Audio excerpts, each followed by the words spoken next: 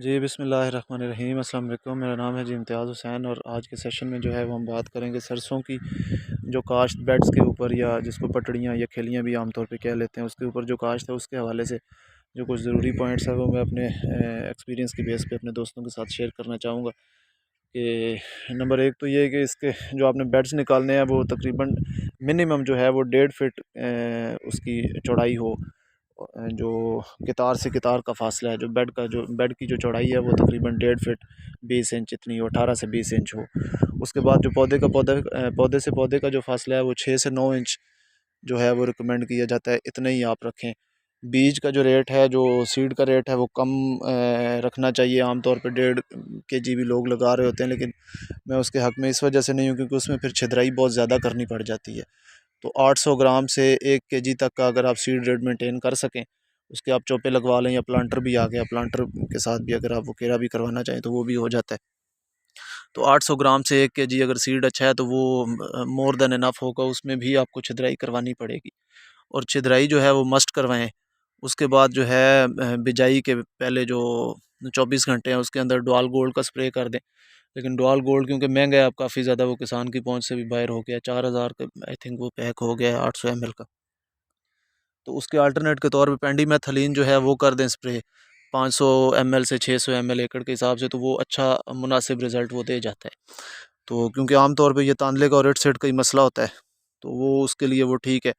ये कहा जाता है आमतौर पे कि जी इसका पेंडीमेथलिन से सरसों की जर्मिनेशन जो है वो डिस्टर्ब होती है, तो वो किसी हद तक बात ठीक भी है।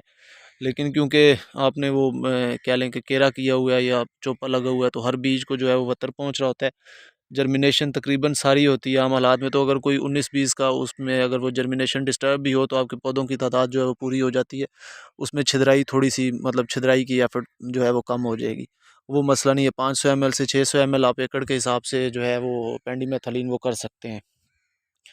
उसके बाद जो है वो जड़ी बूटियों का जहाँ तक मसला है, तो उसमें एक ज़रूरी पॉइंट ये है कि अगर तो पहले पानी के ऊपर, जैसे अब आज इस पानी के ऊपर ये जो है इसके चोपे लग रहे हैं, बीज जो है वो लगाया जा रहा है, तो अगर तो इसी पानी के ऊपर इसकी जर्मिनेशन पूरी हो जाती है, ठीक है, तो फिर मौसम के हिसाब से अगर जर्मिनेशन पूरी है तो आप पहले पानी ना लगाएं तो वो ज़्यादा बेहतर है। जो आम तौर पे हम मकई में या कपास में जो पानी लगाया जाता है चौथे पाँचवें दिन, ताकि जो है वो उगा वो जो है वो अच्छा हो जाए या इस तरह। तो अगर ज़रूरत नहीं है तो फिर उसको पहला पानी आप ना लगाएं चौथे पाँचवें दिन, तो वो ज़्यादा बेहतर है। लेकिन अगर जर्मिनेशन का मसला हो तो फिर मजबूरी है, चलें वो फिर लगाना पड़ेगा आपको। लेकिन उसका नुकसान ये होता है कि पेंडीमेथलिन की जो है वो डोज़ क्योंकि पहले कम की होती है, तो जब पानी लगाते हैं तो उसका जो है ना वो रिज़ल्ट थोड़ा सा वो डिस्टर्ब हो जाता है, तो जड़ी बूटियाँ कुछ ना कुछ उगाती हैं। लेकिन वो इतना ज़्यादा मसला नहीं है, लेकिन मसला कुछ ना कुछ उसमें फिर भी रहता है। तो बेहतर यह है कि इसी पानी के ऊपर अगर पहले पानी पे जर्मिनेशन पूरी है तो उसको फ़ौरन से चौथे पाँचवें दिन पानी ना लगाएं, तो वो ज़्यादा बेहतर है। उसके बाद पहले पानी के ऊपर आपने डीएपी लगानी है या नाइट्रोफास लगानी है, वो आपने अपनी जेब के मुताबिक जो है वो अपनी हैसियत के मुताबिक आपने उसको पहले पानी के ऊपर फ्लड कर दें। या अगर केरा करना है तो वो केरा करवा दें, तो उसकी खाद जो है। तो इसमें एक जो ज़्यादा फ़ायदा है जो पहले इसमें खेलियों की काश्त में, उसमें एक पानी की बचत है। जिन इलाकों में नहरी पानी नहीं है, सिर्फ ट्यूबवेल के पानी के ऊपर लोगों को गुजारा है, तो वहाँ पे क्योंकि बिजली, आपको पता है बिजली का रेट बहुत ज़्यादा जो है वो बढ़ गया है, तो पानी किसान को बड़ा महंगा पड़ रहा है आजकल। जो बड़ा खर्चा है किसी भी फसल में वो सबसे ज़्यादा आजकल पानी का हो रहा है, जहाँ पे नहरी पानी नहीं है। तो इसमें जो है वो पानी की बचत छट्टे वाली काश्त के हिसाब से हाफ से भी ज़्यादा है। मसलन अगर आप उसमें 4 पानी लगा रहे हैं, रौनी वाला पानी, और उसके बाद 3 पानी या 2 पानी, 3 पानी लगा रहे हैं या 4 पानी लगा रहे हैं, तो इतना ही पानी अगर इस खेलियों वाली सरसों में लगे, इसमें अगर आप फ़र्ज़ करें 4 पानी लगा रहे हैं और उसमें भी 4 पानी लगा रहे हैं, तो वो जो है वो आधे से भी ज़्यादा कम पानी लगेगा इसके अंदर। तो इसलिए ये जो है इसका एक बड़ा एडवांटेज है। उसके बाद जो जड़ी बूटियों का कंट्रोल है वो आप ज़्यादा बेहतर तरीके से कर सकते हैं छट्टे वाली काश्त के मुकाबले में।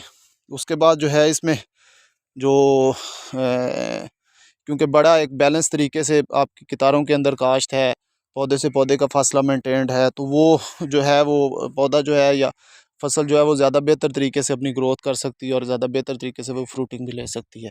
उसके बाद इसमें स्प्रे करना भी आसान है, जो अगर आपको स्प्रे जो है वो करना पड़ता है, और इसमें भी आपने पहले जिसकी जब जर्मिनेशन पूरी हो तो इसको लैम्डा का स्प्रे कर दें, सिर्फ, या फिर ल्यूफिनोरॉन और एमामेक्टिन का मिक्सचर भी मिल जाता है, या अलग अलग भी वो 50 ml ल्यूफिनोरॉन और 50 ml एमामेक्टिन मिला के, तो वो स्प्रे जो है वो एक जर्मिनेशन पूरी होने पे लाजमी करने।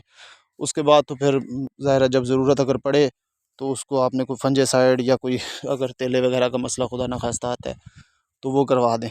तो कैज़ोला हम जो लगा रहे हैं वो कैज़ोला लगा रहे हैं, ये 120 से 130 दिन के अंदर पक के तैयार हो जाता है। हमारा प्लान जो है इसके बाद इधर कपास लगाने का है, और आज क्योंकि 30 सितंबर को लग रही है तो हमारा जो एक अंदाज़ा है वो ये है कि इंशाल्लाह ताला 20 फरवरी से 1 मार्च के दौरान जो है हम इस पे कपास की सोइंग जो है वो कर लेंगे। बाकी तो हालात के मुताबिक ज़ाहिर अल्लाह ताला को बेहतर पता है, जैसे बेहतर होगा वैसे हो जाएगा इंशाल्लाह। तो यही छोटा सा सेशन था आप लोगों के साथ, जो ज़रूरी बातें जो मैंने समझी कि बताना चाहिए एक्सपीरियंस की बुनियाद पे। पिछले साल भी क्योंकि मैंने लगाई थी, तो मैं क्योंकि आपको पता है कि सिर्फ मतलब अपने एक्सपीरियंस की बुनियाद पे मैं शेयर कर देता हूँ कुछ छोटे मोटे पॉइंट्स जो मुझे लगता है कि ये जो है वो ज़्यादा बेहतर हैं और शेयर करने चाहिए। बाकी कोई एक्सपर्ट कोई साइंटिस्ट या वो कोई एग्रेरियन में नहीं हूँ, एक आम फार्मर हूँ आप लोगों की तरह। तो दुआ में याद रखिएगा जी, अपना ख्याल रखिएगा। अल्लाह हाफिज़।